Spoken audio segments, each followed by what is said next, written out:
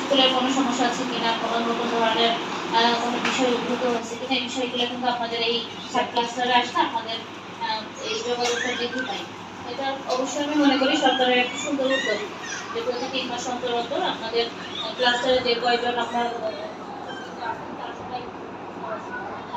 যে কজন শিক্ষকবৃন্দ আছেন তারা সবাই একসাথে বসবে, নিজেদের মধ্যে পারস্পরিক সৌহার্দ্য বিনিময় হচ্ছে, একসাথে নিজেদের বিভিন্ন সমস্যা নিয়ে আলোচনা করার সুযোগ আছে। এবং এখানে অনেক সন্তানদের শেখানো হচ্ছে বিভিন্ন বিষয়ভিত্তিক কথাবার্তা বলা হয়, বাচ্চাদের শিক্ষা পদ্ধতি কীভাবে হবে সেটার বিষয়ে কথা বলা হয়, আপনাদের পাঠ পরিকল্পনা কীভাবে তৈরি করতে হবে সেই বিষয়ে জানানো হয়।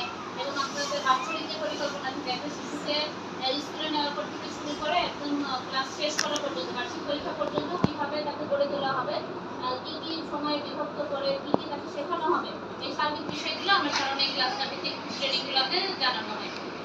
তো আপনাদের আমরা মনে করি যখন আমাদের বাচ্চারা জন্মগ্রহণ করে বাবা মায়ের কোলে থাকে তখন তো বাবা মায়ের একদম দায়িত্ব, এখন ছোট বাচ্চার দায়িত্ব বাবা মায়ের। প্রথম অবস্থায় বাবা মাই কিন্তু শেখায়, সালাম দেওয়া, বড়দের সাথে ভালোভাবে কথা বলা, তারপর হচ্ছে অ কথা মানে মূল যে অক্ষরটা ওটা কিন্তু মা বাবাই প্রথমে শেখায়। স্কুলে এসে একদম আমরা সেখানে এরকম কিন্তু খুব কম বাচ্চা আছে, বিশেষ করে এখন আমি মনে করি প্রত্যেকটা বাবা মাই বেশিরভাগ বাবা মাই এখন শিক্ষিত। আগের জেনারেশন ছিল হয়তো মা লেখাপড়া করতে পারে নাই, শেখাতে পারে নাই, কিন্তু এখন বেশিরভাগ বাবা মাই মিনিমাম তারা স্কুল কলেজে যাচ্ছে, যার কারণে তারা বাচ্চাদের প্রাথমিক অক্ষর জ্ঞান সেই অক্ষর জ্ঞানটা কিন্তু বাবা মা দেওয়ার সুযোগ আছে। এরপরেও বাবা মায়ের মধ্যে অনেক ধরনের ল্যাকিংস থাকে। এখন কর্মজীবী মায়েরা বেশি, তারা মা বাচ্চাদের তো সময় দিতে পারছে না। এখন হচ্ছে মোবাইল ইন্টারনেটে সারাদিন বাচ্চা বাসা বসে বসে মোবাইল দেখছে, টিভি দেখছে, সে বাসায় পড়ালেখা করতে চাচ্ছে না, তাহলে তাকে স্কুলে পাঠালে হয় কি শিক্ষকদের কিন্তু বাচ্চারা মানে যখন বাচ্চা স্কুলে আসে তখন আমাদের বাচ্চাকেও যখন পাঠায় তখন দেখি সে এসে বলে যে আম্মু ম্যাডাম আমাকে হাতে লেখা করে নিয়ে যেতে বলছে, তাহলে সে ওই মনোযোগ দিয়ে হাতে লেখাটা করে ফেরত নিয়ে আসে। তাহলে শিক্ষকদের প্রতি সেই দায়িত্ববোধ কিন্তু বাচ্চা ছোট থেকেই হয় যখন স্কুলে পাঠানো হয়।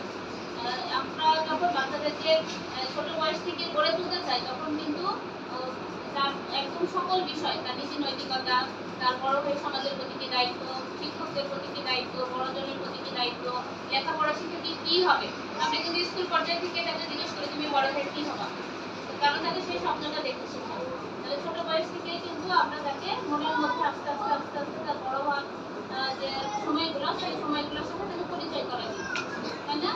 কিন্তু বাবা মা হচ্ছে বাবা মার তাকে স্কুল পজিশন কেন দরকার? আমি তো বাড়িতে আমার বাচ্চাকে পড়াতে পারি, পারি না? আমি বাড়িতে ক্লাস 1 এর একটা বই নিয়ে তাকে শিখালাম, ক্লাস 2 এর একটা বই নিয়ে শিখালাম, আস্তে ধাপে ধাপে সেই বাচ্চাটা শিখে গেল। কিন্তু স্কুলে যাওয়ার কোনো যুক্তি আছে কি? স্কুল হচ্ছে একটা সামাজিক প্রতিষ্ঠান, এখানে যে সব বাচ্চারা আসবে, সকল শ্রেণী পেশার মানুষ এখানে একসাথে পড়বে, এটা কিন্তু একটা সুন্দর মূল্যবোধ তৈরি করে সবার সাথে সমান আচরণ করবে।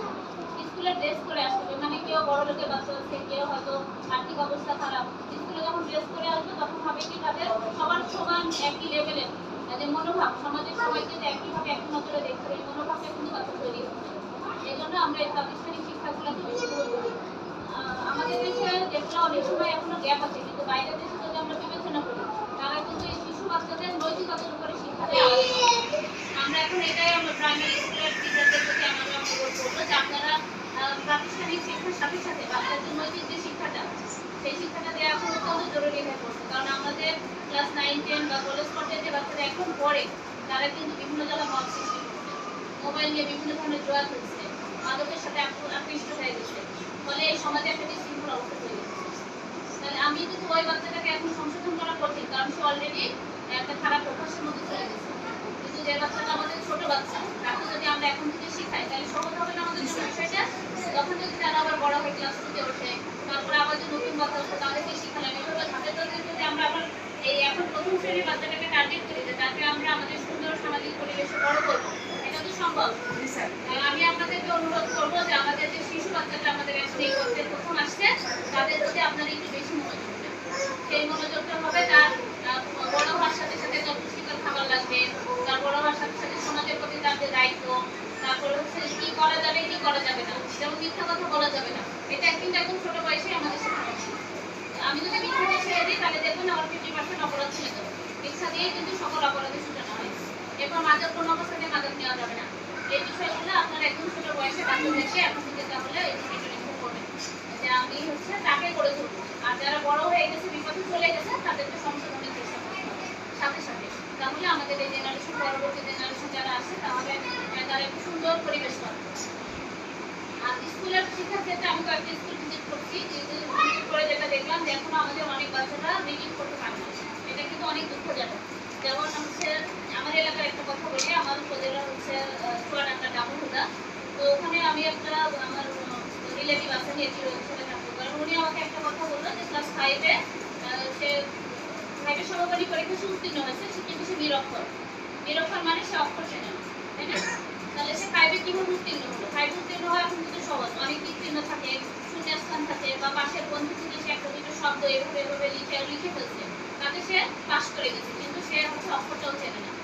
আমাদের এখনো ক্লাস 5-6-এ গেলে এমন অনেক বাচ্চা পাওয়া যাবে যে বাংলাটা রিডিং করতে পারবে। আপনারা অস্বীকার করতে পারবেন এই কথাটা? তাহলে আমার কয়টা বাচ্চা পড়ে, আমার ক্লাসে কয়টা বাচ্চা পড়ে? সেই বাচ্চাকে আমরা প্রাথমিক বিদ্যালয়ে যদি খুব বেশি কিছু আশা না করি, আমরা এইটুকু তো আশা করতে পারি যে আমাদের প্রত্যেকটা বাচ্চা বাংলা এবং ইংরেজি রিডিং করতে পারবে। এটা কি খুব বেশি আশা হবে আপনাদের প্রতি? কিন্তু এটা কিন্তু আমাদের সবারই দায়িত্ব। সে হয়তো অনেক বড় জায়গাতে যাবে না, কিন্তু কেউ যদি বাংলা ইংরেজি সুন্দর মতো রিডিং করতে পারে, সে অন্তত ক্লাস 6, 7, 8 বা হয়তো ইন্টারমিডিয়েট পাস করে এখন ছোটখাটো চাকরি, বা সে যদি দোকানও দেয়, তার তো এই রিডিং করাটা দরকার না? সে যদি কোনো মাছের খামার করে তার জন্য দরকার, সে যদি কোনো কৃষিকাজ করে তার জন্য দরকার। তাহলে আমি আপনাদের অনুরোধ করবো, আপনারা দায়িত্ব নিয়ে অন্তত ক্লাস 5 আপনাদের যারা পাস করে যাচ্ছে তারা বাংলা এবং ইংরেজি যেন সুন্দরভাবে রিডিং করতে পারে, সে দায়িত্ব নেবেন। সবাই নেবেন? তাহলে আমি এবার স্কুলে গেলে রিডিং গুলো অন্তত চেক করবো, কারণ প্রাইমারি স্কুলে অনেক বাচ্চা আসে না খেয়ে আসে না? অনেক বাচ্চা আসে পান্তা ভাত খেয়ে আসে।